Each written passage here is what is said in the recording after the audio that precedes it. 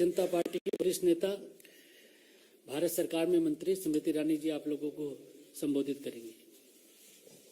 धन्यवाद अनिल जी।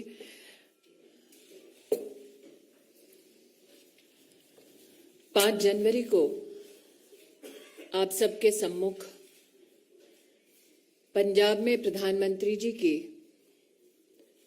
सुरक्षा को भंग होते देख भारतीय जनता पार्टी की ओर से मैंने कांग्रेस सरकार के और कांग्रेस के नेतृत्व के समक्ष कुछ प्रश्नों को प्रस्तुत किया था। आज मुझे ये कहते हुए आनंद की अभिभूति नहीं होती कि एक टेलीविजन नेटवर्क ने जिन प्रश्नों को मैंने प्रस्तुत किया उनके कुछ चिंताजनक परिणाम राष्ट्र के सम्मुख प्रस्तुत किए हैं। पंजाब पुलिस अधिकारियों के बयान एक राष्ट्रीय न्यूज चैनल पर सच को उजागर करते हैं। पंजाब पुलिस के एक अधिकारी का यह वक्तव्य कि प्रधानमंत्री की सुरक्षा भंग होने की वो सूचना वरिष्ठ अधिकारियों को पंजाब के प्रशासन, पंजाब की कांग्रेस सरकार को देते रहे, लेकिन सरकार की ओर से कोई भी ऐसा हस्तक्षेप जो प्रधानमंत्री जी को सुरक्षित कर सके, ऐसी कोई भी कार्रवाई पंजाब की कांग्रेस सरकार ने नहीं की। मैं अपने प्रश्नों को दोबारा दोहराने के साथ साथ एक नया प्रश्न उसमें जोड़ती हूं। डीजीपी ने क्यों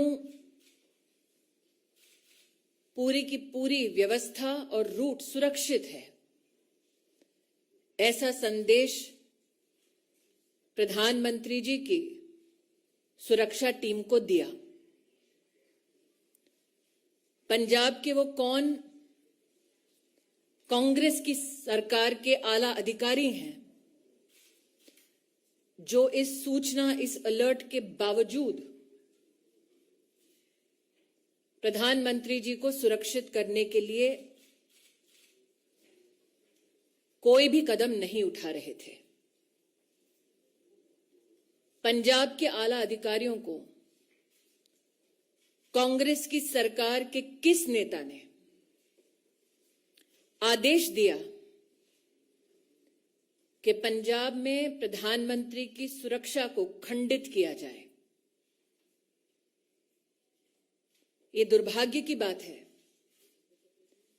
कि कांग्रेस के नेता इस गंभीर परिस्थिति को किसी न किसी हास्यास्पद तरीके से छोटा करने का प्रयास कर रहे हैं। पंजाब पुलिस के अधिकारियों का बयान देना कि बार बार उनकी कोशिशों के बावजूद कांग्रेस पार्टी के नेतृत्व ने जानबूझकर प्रधानमंत्री को एक असुरक्षित माहौल में रखा, यह न सिर्फ निंदनीय है बल्कि दंडनीय भी। Ladies and gentlemen of the media, on the 5th of January, on behalf of the Bharatiya Janata Party, we came to you with our outrage with regard to the breach of the Honorable Prime Minister's security in the state of Punjab. The questions I posed before you to the Congress High Command and the Congress leadership were this: why did the DGP police in Punjab give an all clear in terms of the safety of the route that was to be undertaken by the Honorable Prime Minister? This question was met with an expose by a national news channel. what is extremely disconcerting is that Punjab police officials in this news report have highlighted how they continuously engaged with the Congress government and administration in Punjab to bring to light the threat to the security of the Honorable Prime Minister and his route. The question that begets this expose is who in the Punjab Congress-led government continued to deliberately ignore these threats to the Prime Minister's security.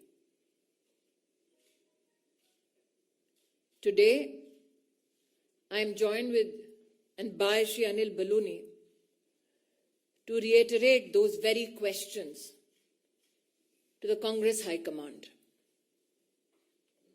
Why were security measures which are protocoled for the Honorable Prime Minister deliberately breached due to the active connivance of the Congress-led government in Punjab? Who sought to benefit in the Congress party from the breach of the Prime Minister's security?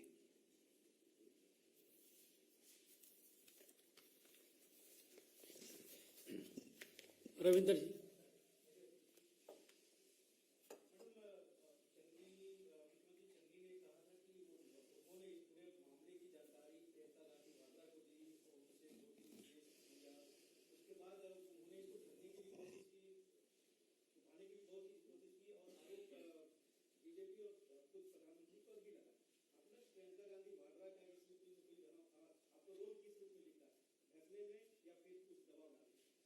Ravindra जी, जब मैं आपके सम्मुख प्रस्तुत हुई थी 5 जनवरी को, तब कांग्रेस के नेतृत्व में प्रधानमंत्री की असुरक्षा को लेकर, सिक्योरिटी ब्रीच को लेकर जश्न का माहौल था। तत्पश्चात जब देश भर ने अपने आक्रोश को प्रस्तुत किया, तो गांधी परिवार की राजनीतिक आत्मा जागी। आज जो आपने श्रीमती वाड्रा के संदर्भ में मुझसे प्रश्न किया है, मुझे ज्ञात है कि उन्होंने स्वयं एक इंटरव्यू में इस बात को कबूला कि पंजाब के मुख्यमंत्री ने उनको ब्रीफ किया प्रधानमंत्री की सिक्योरिटी ब्रीच के संदर्भ में। प्रश्न ये उठता है कि एक नागरिक की क्या सिक्योरिटी क्लियरेंस है कि उनको एक चीफ मिनिस्टर प्रधानमंत्री जी के सुरक्षा प्रोटोकॉल और ब्रीच के संदर्भ में जो डिटेल्स मात्र सुरक्षा एजेंसीज या इन्वेस्टिगेटिव एजेंसीज तक सीमित होनी चाहिए, उसके संदर्भ में ब्रीफिंग क्यों एक प्राइवेट सिटीजन को हुआ? क्यों वो प्राइवेट सिटीजन जो गांधी परिवार का हिस्सा है, एक इंटरेस्टेड पार्टी है,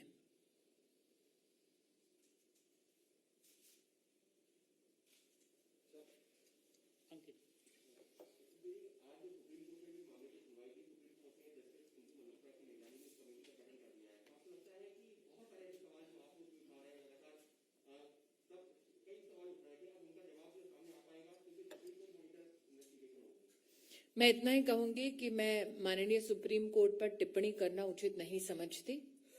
जिस पैनल का उन्होंने गठन किया है, उसके माध्यम से जब फैक्ट्स प्रस्तुत होंगे, मेरी पार्टी की ओर से अगर निर्देश होगा तब उस पर टिप्पणी करना तो मैं निश्चित रूप से करूंगी।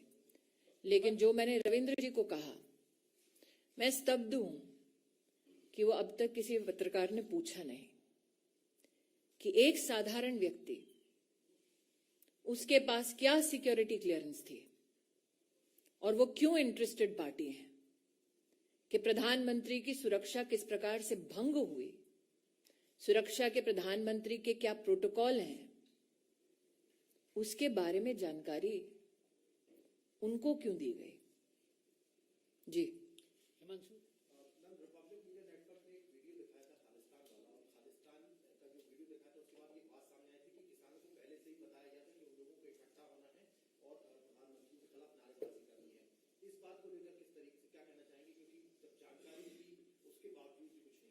मैंने हिमांशु जी जब अपना वक्तव्य 5 जनवरी को दिया तब कहा planted political instruments. This is post the withdrawal of the farmers' bill.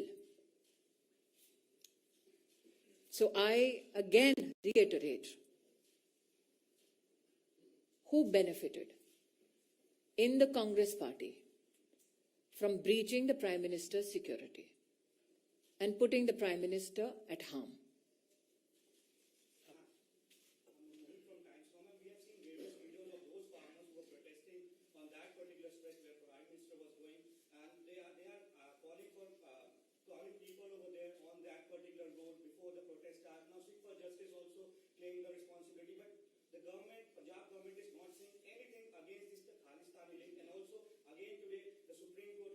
Are you surprised that the Congress High Command does not speak against those who seek to disintegrate India?